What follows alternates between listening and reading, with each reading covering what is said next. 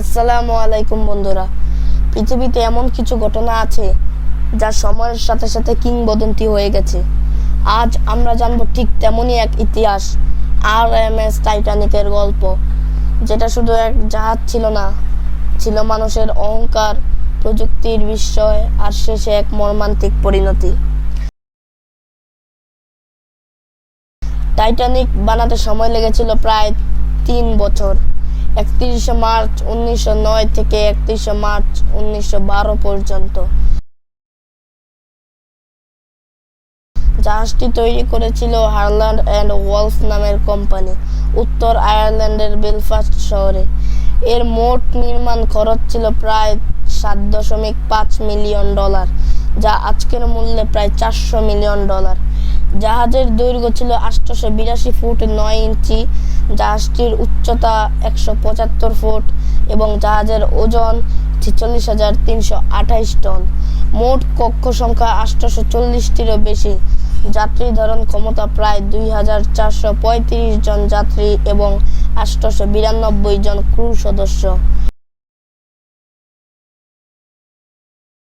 টাইটানিকের ভিতরে ছিল একেবারে রাজপ্রাসাদের মতো পরিবেশ। টাইটানিকের প্রথম এবং শেষ যাত্রা শুরু হয়েছিল 10 এপ্রিল 1912 সালে ইংল্যান্ডের সাউদাম্পটন বন্দর থেকে। গন্তব্য ছিল নিউ ইয়র্ক সিটি, আমেরিকা।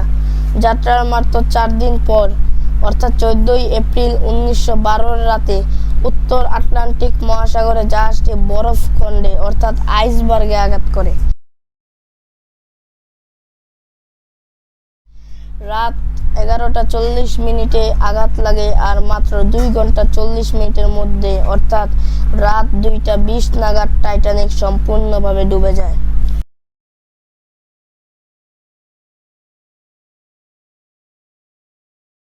জাহাজে মোট ছিল 2,224 জন মানুষ। এর মধ্যে প্রাণ হারান প্রায় 1500 জনেরও বেশি মানুষ, কারণ পর্যাপ্ত লাইফ বোট ছিল না। টাইটানিকে ছিল মোট 20টি লাইফ বোট, অথচ তা দিয়ে বাঁচানো যেত মাত্র অর্ধেক যাত্রীকে। এই ব্যর্থতাই ইতিহাসের অন্যতম বড় দুর্ঘটনা হিসেবে থেকে গেছে।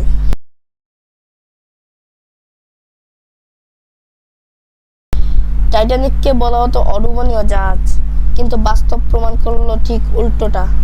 জাহাজে ছিল 3টি নকল চিমনি, মানে সেগুলো আসলে কাজ করতো না, শুধু সৌন্দর্যের জন্য বসানো হয়েছিল।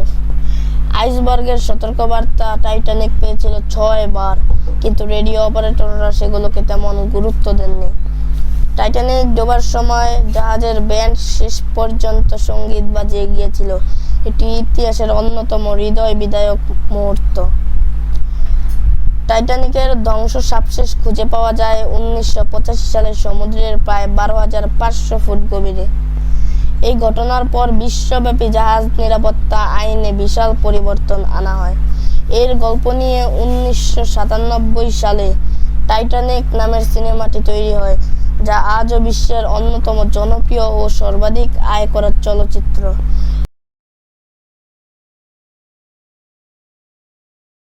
টাইটানিক ছিল মানুষের স্বপ্ন, গৌরব আর এক সতর্কবার্তা।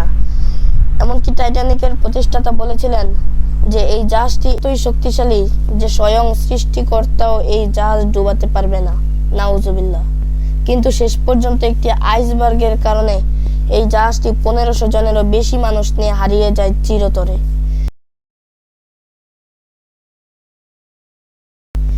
যে প্রকৃতির সামনে মানুষ যত বড়ই হোক না কেন, অহংকারের মূল্য একদিন দিতেই হয়।